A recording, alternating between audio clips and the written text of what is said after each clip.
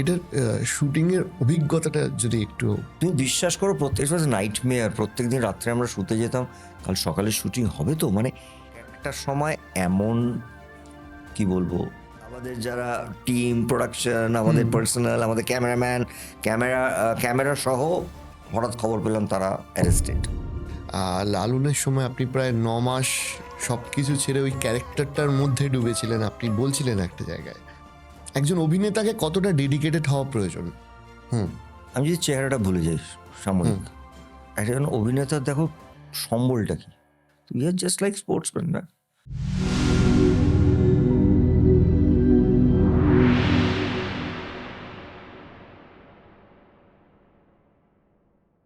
কেমন আছেন সেটা বলুন, যেটা দিয়ে আমরা পডকাস্ট শুরু করি। আমি ভালো আছি, বেশ ভালো, এবং বছরের শুরুতেই ভালো থাকার কারণটা আর একটা হচ্ছে যে আমাদের ঠিক সরস্বতী পুজোর দিন বিজয়নগরে হিরে আসছে এবং কাকাবাবু উইথ সন্তু ফিরছে, এবং কাকাবাবুর ফ্যান তো মানে জেনারেশনের পর জেনারেশন। একদমই তাই। এবং সেটা আপনারও। সো খুবই ভালো লাগছে, কারণ আমরা এই ছবিটাকে বিশেষ করে এই বিজয়নগরের হিরের এইটাকে আমরা প্রমোটও করছি, খুব একটু অল্প প্রমোট, কিন্তু যেটা করছি বাচ্চাদের কাছে গিয়ে। কারণ আমার বারবার মনে হয় যে কাকাবাবু একটা জেনারেশন প্রচুর পড়তেন, আর একটা জেনারেশন হয়তো আর একটা জেনারেশন তারা কাকাবাবুটা চিনে গেছেন সিনেমার জন্য পর তাদের কাছে যেভাবে পপুলারিটি আমি দেখছি because of Kakababu and Santu. আমার কথা মনে হয় বাচ্চাগুলো, মানে আই ওয়াজ নট অ্যাওয়্যার যে সত্যি করে যে এরা এরা এতটা কাকাবাবুকে চেনে। মানে এটা দেখে আমার ভালো লাগছে। মানে আমাদেরকে অনেকেই প্রশ্ন করেন যে আজকে জেনজি বা আজকের বাচ্চারা, but I am feeling so good যে ওরা যেভাবে রিয়াক্ট করছে, যেভাবে ওরা, and this is a great time. কারণ সরস্বতী পুজোর দিন কাকাবাবু বাচ্চাদের, এবং আমি কাজটা করি মেনলি প্রত্যেক 2-2.5 বছর অন্তর অন্তর, কারণ এইটা একটাই ছবি আমি সুযোগ পাই করার জন্য যেটাতে বাচ্চারা খুব পছন্দ করে। So I am very excited. আর কাকাবাবু যখনই করি তখনই আমি খুব এক্সাইটেড হয়ে থাকি। মানে আমার মনে হয় যে বাঙালিদের হিসাবে, মানে আমি আমার ক্ষেত্রে বলি যে যখন আমরা কিশোর বয়সে বা স্কুল লাইফে ফেলুদা পড়ছি বা কাকাবাবু পড়ছি, তখন কোথাও গিয়ে মনেই হতো না যে এইগুলো কোনো কাল্পনিক চরিত্র। মনে হতো এরা exactly. আছেন বেসিক্যালি। সেটা বাঙালিদের ইমোশন। মানে ছোটবেলা থেকে ফেলুদা বা কাকাবাবু পড়ে মানুষরা তাদের মতন করে একটা একটা নিজেদের ইমেজ তৈরি করে নেয়। আচ্ছা, এই যে ফিল্মটা হলো, এটার শুটিংয়ের অভিজ্ঞতাটা যদি একটু আমাদেরকে শেয়ার করেন। বিজয়নগরের হিরে আমরা, আমাদের প্রথম ছবি ছিল ইজিপ্টের শুটিং, এবং তারপর একটা সুইজারল্যান্ডে, তারপর একটা সাউথ আফ্রিকা, এবং that was A horrible day. মানে যেদিন আমরা শুটিং শেষ করছি সেদিন সারা পৃথিবী বন্ধ হয়ে যাচ্ছে। মানে বাট আমাদের এই গল্পটা বাঁচা মানে হচ্ছে একটা অদ্ভুত জায়গা। আসলে জানো তো কাকাবাবু কোনো বাড়ি আমরা খুব, যেটাকে বলে না, পিসফুলি শ্যুট করতে পারিনি। আমরা যখন আচ্ছা, ইজিপ্টেও গিয়ে পৌঁছেছিলাম দেখেছিলাম পুরোটাই বন্ধ, চারিদিকে মিলিটারি। ইট ওয়াজ, এবারে কিরকম হলো? তো এবারে আমরা বাঁচলাম বিজয়নগরের হিরে, ভারতবর্ষ এবং হাম্পি। হুম এবারে আমাদের প্রোডাকশন সত্যি জানতেন না যে হাম্পি, আর্কোলজি এটা জানতেন।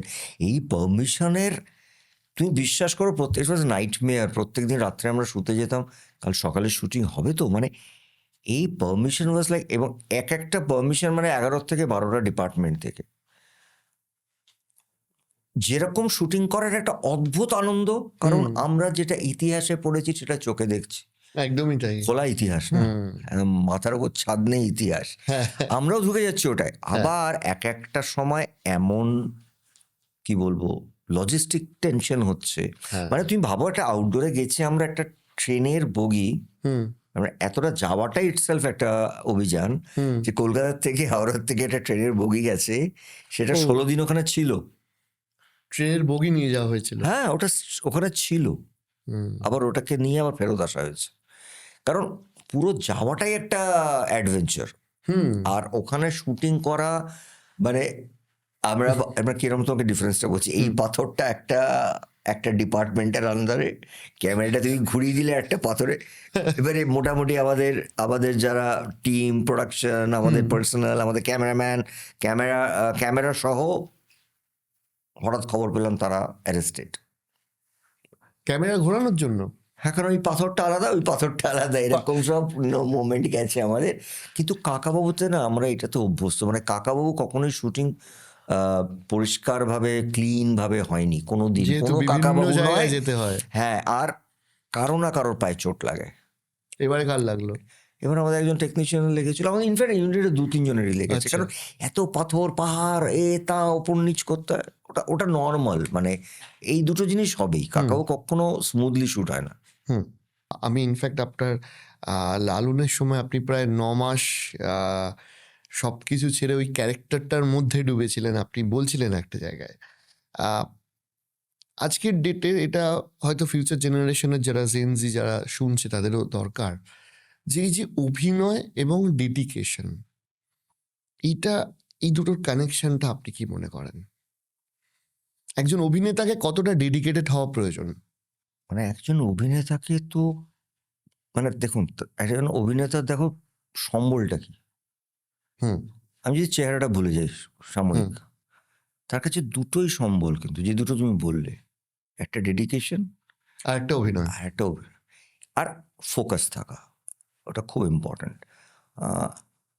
এইটার বাইরে তো আর আমাদের কোনো জোর নেই। মানে একটা পার্ট যদি আমি পাই, মানে আমার কথাটা হচ্ছে যে আমি যেরকম লালনের কথা আমি যদি ভাবি, আজ থেকে কত তারও 20 বছর আগে বা 15 বছর আগে যখন আমি একদম হার্ডকোর মেইন স্ট্রিম ছবিগুলো করতাম, তার ডেডিকেশনটাও কিন্তু খুব প্রয়োজন। ওটা কিন্তু খুব সোজা নয়। মানে আমি যেটা বারবার সবাইকে না, বলি একদমই যে তাই। এক যে কোনো হিরো বা হিরোইন বা অ্যাক্টার্স যারা মেইন স্ট্রিমে কাজ করছেন, বিশেষ করে পরপর যারা ছবি করে যাচ্ছেন, তাদের প্রতিটি ছবিতে মানুষকে আনন্দ দিতে হবে এবং তোমায় নতুন জিনিস এপ্লাই করতে হবে। তোমাকে নতুন জিনিস সৃষ্টি করতে হবে। তোমাকে নতুন জিনিস শিখতে হবে। হুম। মানে ধরো আমরা যখন শুরু করেছি তখন নাচের প্যাটার্ন আলাদা ছিল। আমার কেরিয়ারেতে আমি নাচের প্যাটার্ন পাল্টে দিয়েছি। অ্যাকশন শুরু করেছি একরকমভাবে। আমার কেরিয়ারে অ্যাকশন করতে আমি কত কিছু অ্যাকশনের নতুন জিনিস ইন্ট্রোডিউস করেছি। হুম। ঠিক সেইভাবে যখন ভাবলাম যে আমি একটা অন্যরকমভাবে কাজ করা শুরু করব। তো আমার কাছে তো মানে আমি বলছি আমার শেষ পাতা দেখে মানুষজন বিশ্বাসই করতে পারেন না এটা আমি। বা ইনফ্যাক্ট আমার জাতিস্বরের। সো এইটা না আমাদের কাছে আর কোনো অস্ত্র নেই কিন্তু। মানে আমি আমার মানে পরবর্তীকালে দেখো না, একজন হয় তুমি জানবে যাদেরকে আমরা বলি ইনবর্ন অ্যাক্টর, এই কথাটা খুব আসে। হুম। মানে আমি আমার নিজের অভিজ্ঞতার থেকে দু একজনের নাম বলতে পারি যারা ইনবর্ন, মানে আমি বলতে চাইছি ধরো সাবিত্রী আন্টি, আমরা সবাই বলতেন ইনবর্ন অ্যাক্টর। মানে ওটা না, একটা মানুষ এখান থেকে বসে 1 সেকেন্ডের মধ্যে কি যেটা ডেলিভার করবো ওটা ভাবা যায় না, সেটা কিন্তু কিছু ভেবে করছেন না। আচ্ছা। মৌহাদি ছিলেন, এরকম কিছু ইনবর্ন অ্যাক্টর হয় যারা যাদেরকে পরিচালকরা ব্যবহার করে নেন। আবার কিছু অভিনেতা আছেন, মানে আমার কাছে যারা খুব, মানে আমি যাদের দেখে বড় হয়েছি, সৌমিত্র কাকু বলি, উত্তম জেঠু বলি, আমি তাদের মধ্যে দেখেছি তাদের বেড়ে ওঠাটা সময়ের সঙ্গে সঙ্গে কিন্তু ডেডিকেশন, মানে 90%, even to mister Amitabh Bachchan, hmm. যে একটা লোক দিওয়ার করছে সে গিয়ে ব্ল্যাক করছে। হুম। সো এই যে এই মানুষগুলো আমার কেরিয়ারে বা আমার জন্য ভীষণ ইম্পর্ট্যান্ট এবং খুব ইন্সপায়ারিং, ওরাই আমার চ্যাপ্টার বেসিক্যালি। হুম। সো আমি সবসময় মনে করি যে দেখো, ডেডিকেশন এবং তোমার ওই কি বলবো আমি, মানে কতটা পাচ্ছি ইম্পর্টেন্ট না, কিন্তু আমাকে পারতেই হবে। এটা আমি বিশেষ করে উত্তম জেঠুর কথা কেন বারবার বলবো, যে উত্তম জেঠু রোম্যান্টিক হিরো হিসেবে হুম। অসাধারণ কাজ করে গেছে। মানে রোম্যান্টিক হিরো আর ভারতবর্ষে কেউ ওনার মতন হবে না। কিন্তু উনি অভিনেতা হিসেবে যখন নিজেকে ভাঙাচড়া করা শুরু করলেন, তখন হয়তো কিছু ক্ষেত্রে, আমি কাল না পরশু কাকে বলছিলাম যে ইস, আরে বাঘবন্দির খেলা দেখলে মনে হয় না যে লোকটা একটা রোম্যান্টিক হিরো। এইটাকে বলে ডেডিকেশন। নিজেকে ভাঙা। মানে ওনার ক্ষমতা তো ছিলই, কিন্তু ওনার ডেডিকেশন লেভেলটা আমার বাবার কাছে যেটা শুনেছি অন্য লেভেলে। তো আমি না এইগুলোকে নিয়ে আমি বলি যে পরিশ্রম করতে হবে। আসলে কথাটা কিন্তু এন্ড অফ দ্য ডে তোমাকে প্রচুর পরিশ্রম করতে হবে। এইটা একটু দরকার আপনার মুখ থেকে আমি শুনতে চাই, কারণ আজকের ডেটে না একটা মেন্টালিটি এসে গেছে যে এক্ষুনি চাই। অনেকেই বলছে যে হয়তো কেউ অভিনেতা হলো যে কালকে ধরুন একজন খুব বড় স্টার রয়েছে, মেগাস্টার সুপারস্টার রয়েছে, তার মতো ফেম চাই, কালকেই চাই। সেইখানে ধরুন আপনি একটা top of the tyre Glamour নিয়ে 40 বছর প্রায় কাটিয়ে দিচ্ছেন। এই যে পরিশ্রমের যে রহস্যটা বলছেন, এটা একটু স্পেসিফিকভাবে বলুন। তো সব পরিশ্রম এবং আমি তার সাথে জুড়ছি পেশেন্স। পেশেন্সটা খুব ইম্পর্ট্যান্ট, এবং আমার কথা বারবার মনে হয়েছে এই যে স্টার বলি, সুপারস্টার বলি, অ্যাক্টর বলি, হোয়াট এভার, যাকে যেটা নাম দেওয়া হোক দিক, হুম তোমাকে যে কোনো ফিল্ডে, মানে তুমি ধর আজকে যে কাজটা করছো, তোমাকে 15 বছর পর যদি এই কাজটা করতে হয় উইথ ইয়োর গ্রেস, তাহলে কিন্তু রাতারাতি এটা হবে না। মানে পৃথিবীতে কোনো অ্যাক্টরের নাম কেউ করতে পারবে না। হুম হ্যাঁ, এক একজন হয় হয়তো রাতারাতি সে বিশাল স্টার হয়ে যায় বা বিশাল একটা কিছু নাম হয়ে যায়, এবার ধরে রাখাটাও শক্ত। তারপর 3 বছর পর তার নাম খুঁজে পাওয়া যায় না। হুম এটাকে ডেডিকেশন বলে না। আর আমি না একটা কথা সব সময় এটা আমি বলতে চাই, কারণ তুমি এই প্রশ্নটা করছো বলে, হুম হুম বিশেষ করে যারা ভবিষ্যতে অভিনেতা হতে চান বা অভিনেত্রী বা অ্যাক্টার্স হতে চান, আমি সাকসেসটা কিনা যত কম সঙ্গে রাখা যায় ততটা বেটার। রাইট, একটু বলুন মানে ব্যাখ্যা। আমি একটা সাকসেস পেলাম, আমি না বিশ্বাস করো, আমি আমি জীবনে কম সাকসেস পাইনি, মানে অনেক স্বাভাবিক। পেয়েছি, কিন্তু আমি সাকসেসটাকে পরের দিন সকালবেলা হুম শুটিংয়ে গিয়ে মনে হতো এটা আমার প্রথম ছবি। আমি একদম আমার কমার্শিয়াল ছবির কথা বলছি। আমি একটা দিন কেন সারা ইন্ডাস্ট্রি বলতে পারবে না যে আমি আমার সাকসেসের জন্য কোনো পার্টি দিয়েছি। আমার সাকসেসকে আমি সেলিব্রেট করেছি, কারণ আমি মনে করতাম ওটা আমাকে দর্শক দিয়েছেন, আমার মা দিয়েছেন, আমাদের পুরো ইউনিট, যে প্রোডাকশনটা যারা করেছি, প্রত্যেকের লোকের ইকুয়াল কন্ট্রিবিউশনে ছবিটা হিট করেছে। পরের দিন যেটা করছি সেটা কি ওটার মতন হবে? Let me focus on that.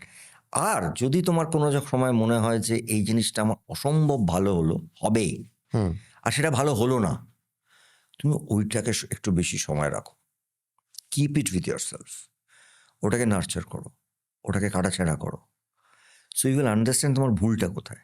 হুম মনে ভালো লাগতো, হয়তো পুরো ইউনিট নিয়ে একটু মিষ্টি খেলাম বা একটু আনন্দ করলাম, বললাম চল আজকে লাঞ্চটা আমার তরফ থেকে, এইটুকুই। সো এইগুলো না আমি কেন বলছি, যেটা হয়তো আজকে পার্টি করি, আমি আজকেও পার্টি করব, আজকে হয়তো সময়টাও পাল্টে গেছে, কিন্তু ওই পার্টিটা করার পরের দিন থেকে ভুলে যেতে হবে ওটাকে। এইটা আমি আমার খুব মানে আন্তরিকভাবে এটাই আমার মানে আমার বক্তব্য থাকে যে সাকসেসটাকে নিয়ে যতক্ষণ না কম চলা যায় ততটা বেটার। মানে ধরো একটা ক্রিকেটার যদি কালকে সেঞ্চুরি করে, হ্যাঁ তাকে তো সারা না পৃথিবী কান্ত তাকে নিয়ে মাথায় নাচছে, হুম সে কিন্তু ভাবছে আমি পরের দিন সেঞ্চুরিটা করতে পারবো তো, হুম ওই সেঞ্চুরি নিয়ে ভাবেই না। You are just like sportsman না।